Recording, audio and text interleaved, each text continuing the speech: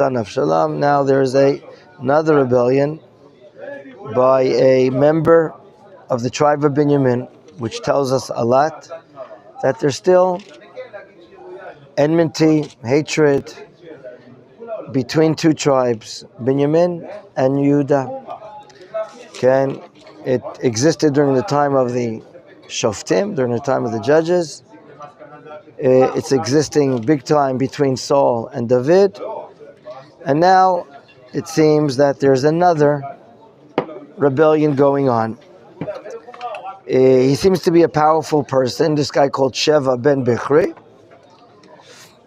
And Tanakh really clearly states that this guy's a wicked guy. I mean, he's a man with, like, what is he called in Hebrew? Belial.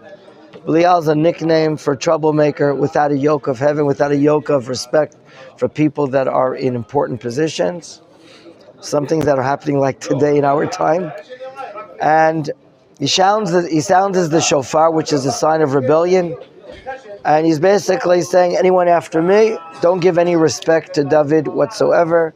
Not to him as a person, not to him as a king. And now we see that Israel's divided. Many people go with Sheva ben Bichri, and it seems only that the diehard supporters of David from the tribe of Yehuda are with David. The first thing we saw in chapter 20, that David takes action, and maybe if we're using the word taking action, we can say that there are those commentators that explained that because David didn't take action when Avshalom was taking over, or when there's a fight or contempt between the house of Yehuda and the other tribes, David didn't take a stand.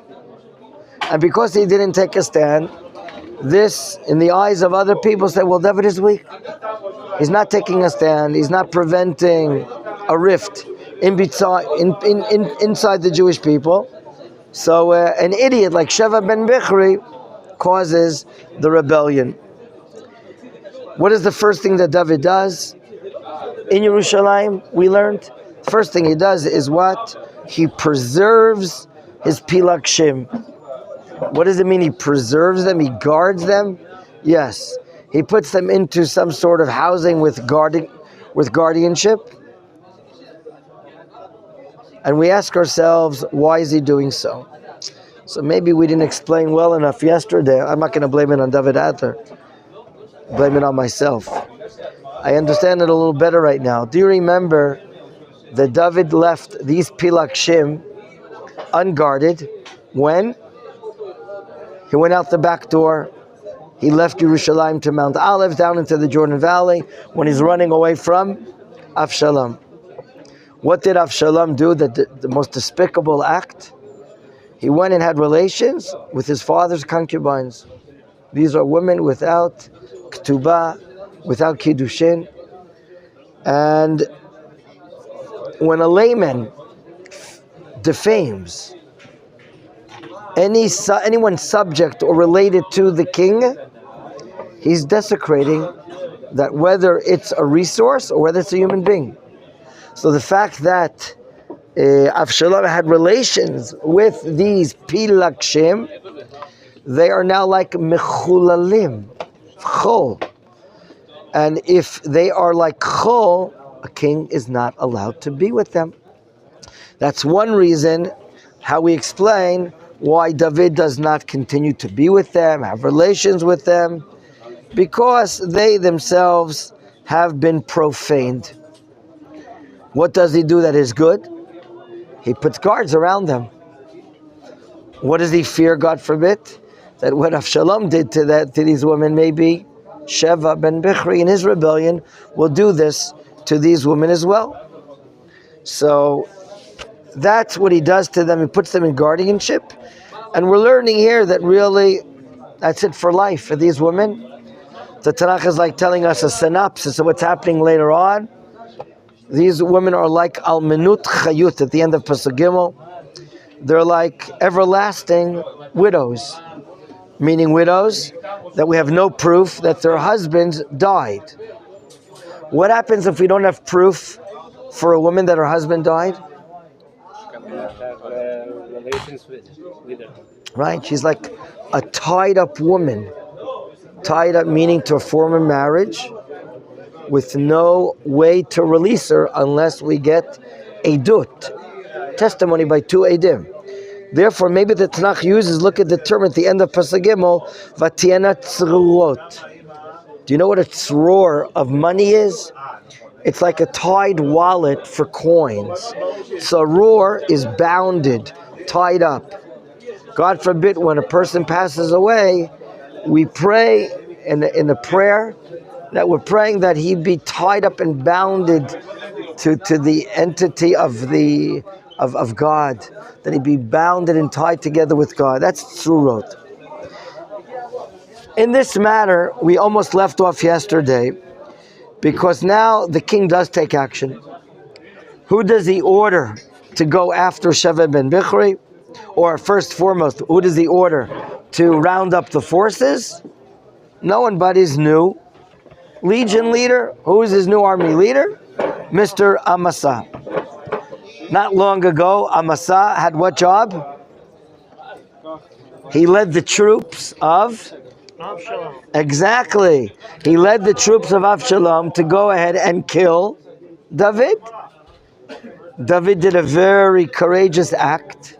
He wanted to show goodwill to his tribe of Yehuda and said, you know what? I don't have anything against anyone. I'm not going to be going up against you or killing you or this or that. I'm actually appointing Amasa to be my new commander of my armed forces. This will be instead of who? Instead of who? Yoav. Yoav is not found guilty killing Avshalom. That's a problem. If David wanted to, he can have the order of the king, recite a divine order and get rid of Yoav, but he doesn't want to do it. We see a lot of inactivity to Yoav. Only now do we see Yoav is replaced, so to speak, by Amasa. Amasa is sent out to the Judean hill cities to look for forces to go and ahead and do what? Fight Sheva ben Bichri. He gives him 3 days to prove himself. In Pasuk Hey, what do we see? Vayochem min hamoed asher yado. 3 days have passed. The 4th day has arrived. The misima, the mission is not accomplished. What do? It's day 4.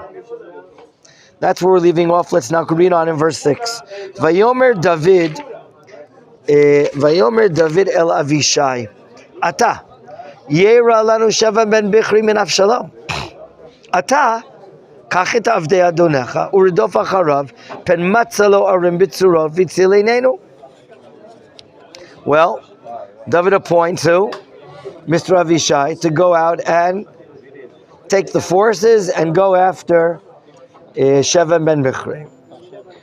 What about the new commander? He's not back. Does David know why he's not back? No. Could David suspect that something happened? Maybe he joined David's enemies. Maybe he's part of the rebels. Why doesn't David appoint Yoav to go after Sheva ben Bichri? Because he's fed up with Yoav and doesn't want to deal with him. Absolutely. He's fed up with his nephew. And now we're going to see how, shall we call this, Klal Yisraeli, how nationalistic Yoav is. There's now some sort of political vacuum Yoav sees. Yoav knows and understands that Amasa was given the role, and he probably knows that Amasa didn't do the role. Pasuk Zayin shows and proves to us how special Yoav is. Vayetzu acharav anshe Yoav. You hear this? He opens up hot pursuit of Sheva ben Bichri without getting the appointment. So why do you think he's doing it? Why do you think he's doing this? He cares for David. He cares for Klal Yisrael. He doesn't want another revolt on his hands. Now, notice who Yoav takes. Number 1, he takes Anshe Yoav. That's probably one of the top forces. Number 2, Vakretiva Pleiti. One of the meanings of the Kretim Pleiti is one of the top forces of David's army, usually led by Benayahu ben Yoyada, as we'll see later on at the end of the book. Benayahu, what? It's a nickname. One meaning is they were top Sanhedrins, top Dayanim. But another meaning is that they're top, force of sharpshooters called the Kreti and Pleiti. So Yoav takes him, V'chol HaGiborim, all the courageous people. Where are they going? Vayitzu miYerushalayim l'Rdof achrei Sheva ben Bichri. It's clear on their way. He feels or senses a vacuum here. No one is doing what they're supposed to be doing. I'm taking the initiative.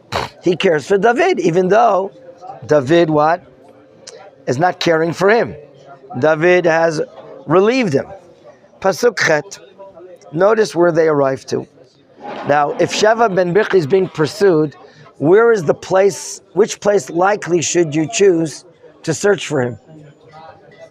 Binyamin? In the Binyamin region. That's traveling north. Notice where they go to. Haim, they, who's they? The army of Yoav that's now pursuing Sheva ben Bichri. Haim, ima even agdola, asher begivon. V'amasa ba lifneihem. Surprise. They arrive to an area, it's called the Even Agdola. It could be that this was a gigantic boulder, and maybe an area where Amasa has collected the forces to search for Sheva ben Bichri, although David doesn't know about it. And now Yoav brings his forces. He arrives to a central place in Binyamin called Givon. Some of you may know where Givon is. It's right over here. I'm looking. Okay? I'm looking now towards the Ram. As in Givon's right. I'm explaining I'm explaining right now where Givon is. What is that name of the gigantic neighbor just north of this entrance to the city? Ramot. Ramot. When we travel and pass through this gigantic neighborhood called Ramot, we see a minaret on the top of a mountain, and that's the area of the burial of Shmuel HaNavi. We're at the top of a mountain here, Judean mountain, Binyamin mountain, and then topographically goes all the way down. And then we come to a regional area which is called Givat Ze'ev. Givat Ze'ev, going due north. Between Givat Ze'ev and the burial site of Shmuel HaNavi, we have a town called Givon. How do we know, or do we know, is it the Tanakhic area of Givon? There's a likelihood. There have been archaeological findings where they found in these areas, and some proof, there's some pictures, and it's itemized in some books. Furthermore, we have sometimes across the country chesed that the Arabs are doing with the Jewish people. What chesed are they doing? Whatever they heard over the courses of centuries were the Tanakh or Hebrew names of the towns, they just called it in Arabic. So for instance, right next to Givon, the town called Givon, is an Arab village called El Jib. Jib, give, is the same thing. Okay? We mentioned it that terrible incident happened about 20 years ago when a IDF soldier called Machon Meir, a U.S. citizen as well, was abducted by Arab terrorists, and we were searching for him for days. The nation was literally praying, quote-unquote secular people urging rabbis to pray for us, pray, and they prayed until we got the information, the secret intelligence information, where he was. He was in that Arab village called El Jib. I remember the Friday night about 20 years ago, I'm sitting at a Onik Shabbat with friends in Beit El. I don't remember what celebration was, but regardless. And I'm sitting one or two places next to the security leader in Beit El, and he has a beeper and whatever he has on him. And he gets the sad information that the following happened there in Givon. They sent a special unit of the engineering unit to put explosives. They found out which house it is. It's 8:30 on a winter night, 8:30, 9 o'clock. They found exactly which house the terrorists are hiding him. They secretly brought the forces, special forces. The engineering unit placed explosives in front of the door. They were getting ready that when it exploded, they would rush in, and they already had a map of what the apartment looks like, hoping they will know where the terrorists are to shoot at them and hopefully save the life of Menachem Listman. But when they detonated the bomb, it didn't go off the proper way. It was muffled, and they had to reset it. Then it worked, and by the time they went in, unfortunately, Menachem Listman was murdered by the terrorists. So that's El Jib, called like the Givon Tanachi area. It was a sad ending. I think the parents not long ago passed away also. They were very, very old parents. May they rest in peace. So gentlemen, here it is, Pasuk Zayin, and Chet, I'm sorry. Yoav shows up, and there is Amasa. And we're told now, descriptively about Yoav, what is he wearing? Yoav chagur mido levusho. He has a uniform, and he's belted with what? Ve'alav chagor cherev mitzumedet amotnav betara. Now on his loins, inside his garment, he has what? He has a sword. V'hu yatsa, and he's going out to meet up Amasa. Amasa there is also there apparently with soldiers representing David, and apparently he made believe that unintentionally, his sword fell. Vuyatza, it came out of its ta'ara, out of its sheath or something, and it fell. Pasuk Tet, verse 9. Vayomer Yoav la'amasa, hashalom ata achi. Hey brother, is everything okay? Vatochez yad yamin Yoav bizkan amasa. Okay? Can I use your beard? Yeah, just come over. Just come close, just a little. I'm making believe I'm holding on to the right side of your beard. He grabs, okay? Yoav. Yad Yamin Yoav. He grabs, the right hand of Yoav grabs the side of the beard, apparently of Amasa, to kiss him. Jews always kissing one another, shalom, this and that. Now, Amasa thought nothing of this. By the way, they're relatives. Okay? Amasa is a nephew of Avishai and Yoav. It says, Amasa lo nishmar. He didn't guard himself. He's a Cousin? As the nephew. Amasa is also the nephew. Yeah, so it's like the nephew, you're right. So it should be a first cousin, you're right, thank you. Amasa lo nishmar b'cherev asher biyad Yoav. He didn't guard himself. And as he's holding Yoav with his right hand and kissing his cousin, vayakeu va'el chomesh. He smites him. It's called the chomesh. It's somewhere in the abdomen where the gut and the liver are tied together. And he's a sharpshooter, Yoav. He's the head of the army. He stuck him right there. As a result, very gross situation. Vayishpoch me'av arza velo shana lo vayamot. All his guts come out, his liver comes out, his intestines comes out. And there's no need to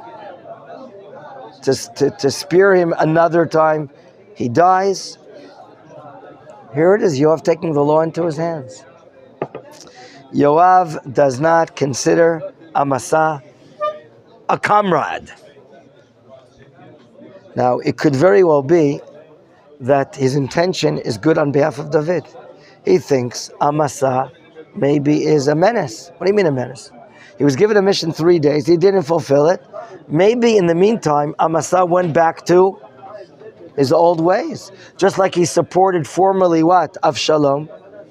Maybe now again he's supporting, or he's not supporting David. Maybe even considers him, some of the commentaries explain, Moreid b'malchut. The law of someone rebelling against the kingdom is death. Yoav says, I know it's in the interest of David. I have to get rid of Amasa. So we see he's a very tough, wild guy, Yoav. He may be doing things with very good intentions, but he certainly is taking the law into his hands Do you remember what he did in Hebron? There too, the term Vayakeu ba'el HaChomesh is mentioned. When Avner ben Ner released his support, doesn't want to give any more support to Shaul, and in turn wants to go to Hebron and give support to David, Yoav suspects that he's like a double agent or something. And what does Yoav do in Hebron to Avner ben Ner? He kills him, he assassinates him. Here too, Yoav is doing what he thinks is the right thing. Again, there's no ill intentions, but he knows what he does what he thinks is right to do. He doesn't ask questions, which of course is not the right thing. You have to go to the king, but that's what he's doing. As a result, after this despicable death, I mean, it's gross. You don't see him bury him anywhere. The end of the pasuk states, "V'yoav avishai achiv radaf achrei sheva ben mechri." Two brothers now take the soldiers of David and they run after. What about the person that was killed? Nothing. Pasuk Yud Aleph, verse 11. And now notice how much support Yoav has. Look at this. V'ish amad alav minarei Yoav. There's a man overlooking the dead body of the youngsters of Yoav. Vayomer, and he decides to say the following: Mi asher chafetz b'Yoav, umi asher leDavid acharei Yoav. Here you see, just anyone comes ahead and states support for Yoav. He's a Gibor Yisrael. He's a military leader. And therefore, this is what people are thinking. No one's saying, oh, this is despicable death. In fact, the very despicable situation continues in Pasuk Yud Bet. V'amasam mitgolel badam. Verse 12. V'amasam mitgolel badam betoch ha'mesila. He's on the main road where he was killed, and he's just, flowing in blood. He's rolling in blood. What do you mean he's rolling? I thought he was killed. But sometimes in a person, when he was killed, suddenly, what happens to the body? It like shakes, the nerves cause it. What is that called in English? Death rattle? Maybe, I don't know. And the body's like moving, he's like rolling in his blood. Betocha Mesila. Mesila is the major path. The Mesilat Yeshur, the path of the just. And someone does do something. Vayara ish ki amad kol ha'am. When this person sees that people are just standing up and looking, observing the dead body, okay, what does he do? This guy does vayasevet amasam min ha'mesila sadeh. He rolls or pushes Amasat to the side. It's not respectable. It's not the honor of the divine image inside him that, it should be like an obstruction in the main road, people walking on him, next to him. It's not Kvod HaMet. We have a concept in Torah called Kavod Lamet, honor to the dead. So he moves him from the Mesila to a field, which is on the side. And further, Vayashlech alav beged, he covers him up. That's more respect. Kashera kol ba'alav ve'amad. So we see here some decency given, but the bottom line is, not only is Amasam murdered, but he's not even buried, which clearly shows a disrespect. Nachon, they covered him, but someone that was a leader or appointed by David as a leader, should we give him more respect? Pasuk Yud Gimel, Kasher Ogamin HaMesila, when he was steered, removed from the main path, Avar kol ish achrei Yoav l'rdof achrei Sheva ben Bichri. It's quite clear. Yoav is a leader. Yoav is an initiator. He's a courageous man. He's attracting more and more support. And now, pursuit.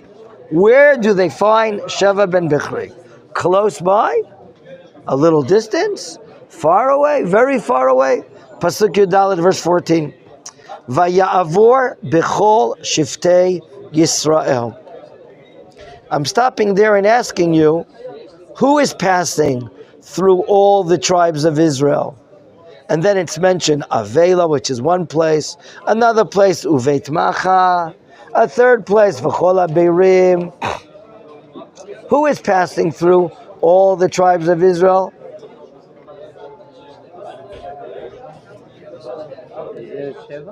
Is it Sheva ben Bichri? If he's passing through all the tribes of Israel, what do you think he's doing? What is he trying to do? to rally support. He knows that the soldiers of David, maybe led by Yoav, are running after him. So one meaning certainly could be that Sheva ben Bichri, although we didn't see him anointing himself, we didn't see himself pronouncing himself as king, the commentators explain, but he's trying to rally support. And certainly now, because Yoav is on his tail. Okay, and Yoav and his friends and his soldiers are running after him.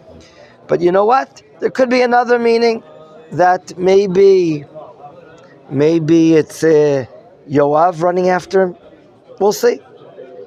Now, where does he arrive to? Where are these places, gentlemen? Avel, Beit Macha, not far from your house, not far from Carmiel. Avel and Beit Macha are the northeastern side of the Upper Galilee. Some even say that it's next to Metula. Do you know where Metula is on the map?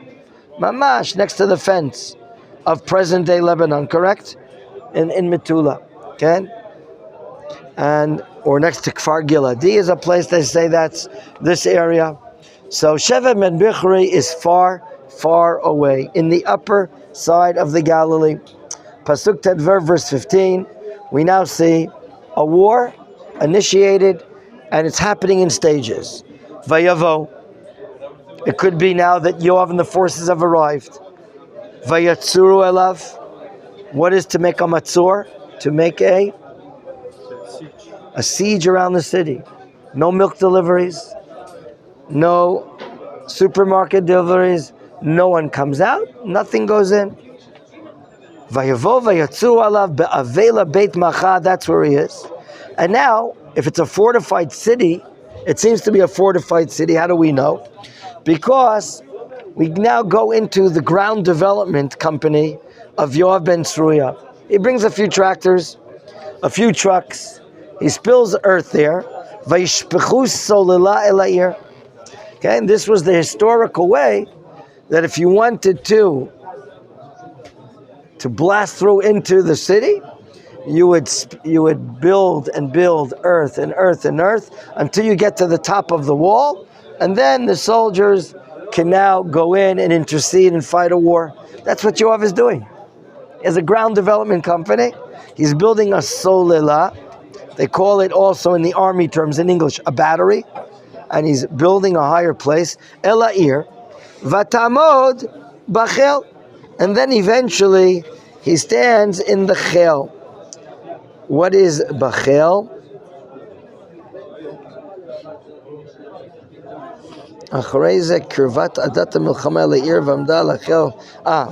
So there could be two different walls, an outer wall and an inner wall. By the way, we have it in the area of the Temple Mountain area as well. That's called the Chel. You can learn about that in Mesechet, was that up here? Which Mishnah? Mesechet Tamid or Mesechet Midot.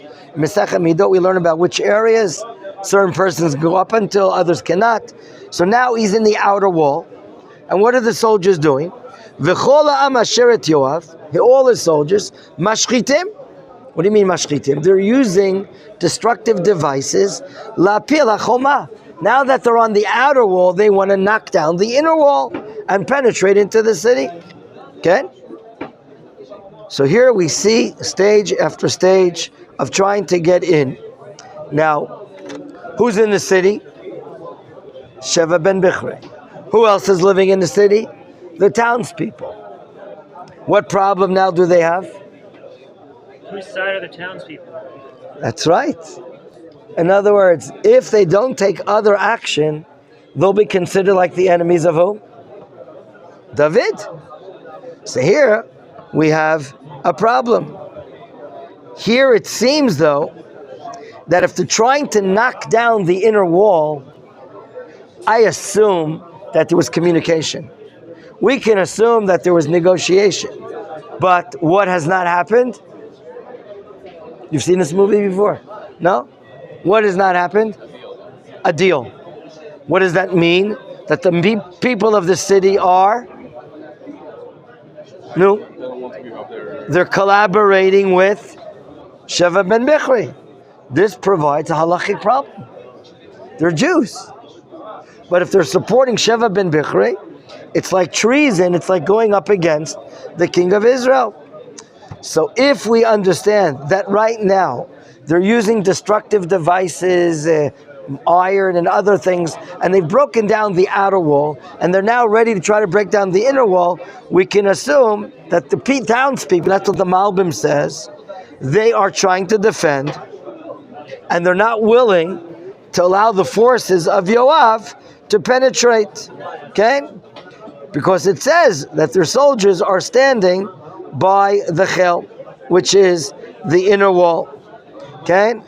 So that's why the people of Yoav are using these forces or these devices to try to break down the inner wall.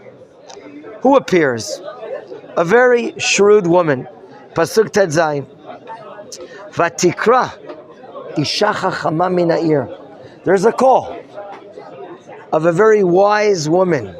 When the Tanakh says here, chachama, we're talking about someone who is shrewd, sharp, full of tricks.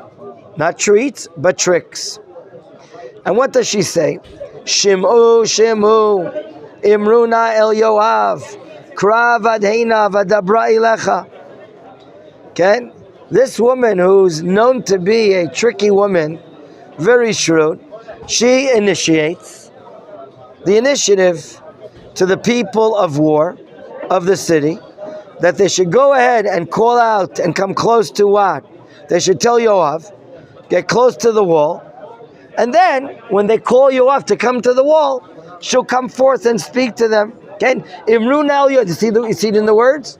Imrun al Yoav, Krav elena, come close to her. Vadabra ilacha. What happens? Vayikrav elah. He buys this deal. He comes closer, and by the way, he's risking. Because if there are sharpshooters on the other side, he could be finished. This is what the woman wants. The woman is asking Yoav to come closer to the wall. What? All the city would be like spared by the... Maybe, let's read. I get the feeling Amasa is not going to be the only person who unexpectedly gets their liver torn out in today's. Let's see. Vayikrav eleha. He, Yoav, gets closer to her. What does she ask? Vatomer ha'isha, follow the Hebrew. She says, Ha'ata Yoav? Okay? Look, she doesn't have color television. She's never watched the newspaper, or seen the newspapers with the picture of Yoav as one of the heroes of Israel. Okay? But I want to share with you a very interesting midrash. The Midrash Rabbah says, if your name is Yoav, meaning that you are a father, okay? And Shata Av, you're a father of Israel, but you and David are really not men of Torah. Are you really Yoav? Because if you would be Yoav, the Torah says, we're going to get to it in about 3 weeks, in the parsha, I think, of Shoftim, chapter 20, it says, Ki tikrav el ir lilachem aleha. When you come close to fight in a city, v'karata eleha l'shalom. What are you supposed to do? Peace. Peace. That's in reference usually to the wars of the Canaanites. Machloket, Ramban, is it indeed in a Milchemet mitzvah? Do you have to qualify for peace? Machloket, Ramban. But she's saying, when you're going to fight a city of Jews, certainly you should what? Call out for peace. Ha'ata Yoav. What do you think? You studied 7 years in Machon Meir? You don't even know the simple halacha, she's saying to him, as the Midrash says. Okay? Vatomer lo Shema divrei amatecha. I want you to listen. Pay attention. And she humbles herself. She calls herself what? Amatecha. I am your maidservant. Vayomer, he gives the order, Shomea anochi. I'm listening. Vatomer leimor, and she now says, Daber yidabru barishona leimor. Sha'o yishalu be'avel v'chein heitamu. We're going to stop here, continue this tomorrow, and finish the Perek B'ezrat Hashem, and see what really happens because of this very shrewd